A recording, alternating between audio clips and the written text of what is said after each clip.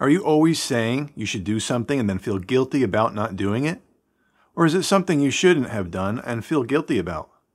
The main reason we feel guilty is that we're not living up to our shoulds, which then in turn hurts and lowers our self-esteem and self-confidence.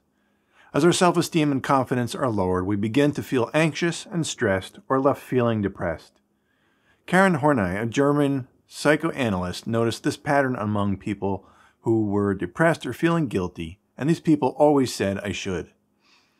She coined the term the tyranny of the should, and she viewed shoulds as dividing our personalities into two selves, our ideal self and our real self. A should statement is usually based on what you believe your ideal self or your thought self should be. Let's quickly look at some examples of should statements that are a form of cognitive distortion and are something you feel is true regardless of the circumstances. I should spend more time with my family. I should spend more time with my kids. I shouldn't drink so much. I should find a better job. I should exercise more. I should spend more time with my friends. I should lose weight. I should never make mistakes. I should have been promoted by now. I should save more money. As I said earlier, these are all cognitive distortions, and using should or shouldn't can often be self-defeating. We can't live up to our idealized version of ourselves, which creates a feeling of guilt, lack of self-control, and depression. Trying to live up to our ideal self can be very stressful and make us anxious when we don't live up to our shoulds. Shoulds can be discouraging, and they don't help us create change. Feeling guilty and overwhelmed causes inaction, and the more you feel like you should do something, the less likely you'll actually do it. Psychologist Clayton Barbeau coined the term shoulding yourself, and this means putting pressure on yourself to do or be something based on what you think you should do or be. You should be better at this, for example. So here are ways to break the shoulding yourself cycle. So let's begin by questioning our shoulds.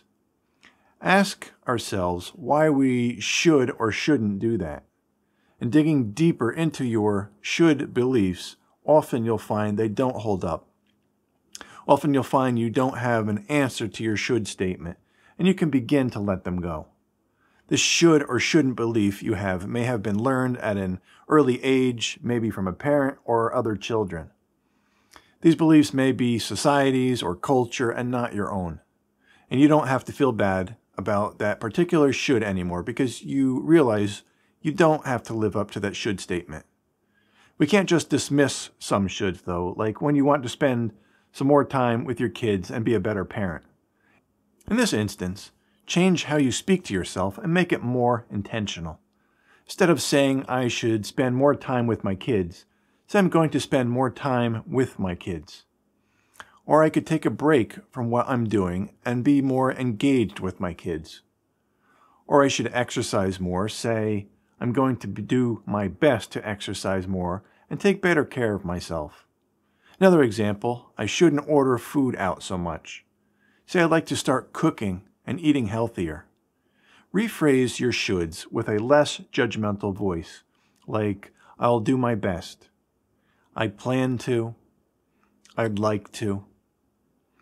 Rephrasing and being less judgmental about yourself can help hurting your self-esteem. Another way is to be mindful and self-aware of your shoulds. Pay close attention to your thoughts and try to notice when a should statement enters your mind. Once you realize it, accept the thought and then rephrase it. Continue to question your shoulds from earlier and ask yourself if you do or don't want to do this, or is this should society's norm telling you to do this? Be self-aware and discover the root or origins of your should statement. If you're having trouble being mindful about your thoughts, ask your partner, family member, or a close friend to help you point out that you're saying should. Now, just as we don't like other people telling us we should do something, when telling ourselves we should do something, the less we want to do it. Reducing our should statements and being less judgmental of ourselves will lead to lower anxiety and stress levels. We're less likely to be depressed and feel guilty. It will take time and repetition and learning even more skills, which you can learn by taking my Self-Esteem course. My course will give you in-depth techniques to help eliminate your should statements and strategies needed to build self-esteem. The Self-Esteem course has 18 video lessons along with an ebook download, The Complete Guide to Self-Esteem. You also get a 73-page workbook, including building exercises, a self-esteem journal. You'll learn to identify your strengths and weaknesses, and build an action plan, and many more bonuses. Anyway, I hope you're well on your way to replacing your shoulds in a more positive way that's more helpful to you. Please like this video, and don't forget to subscribe to see more personal growth and life transformation videos. Remember, you are amazing and unique, and I want you to live life to the fullest. I believe in you, and I want you to believe in you. Stay positive, friends.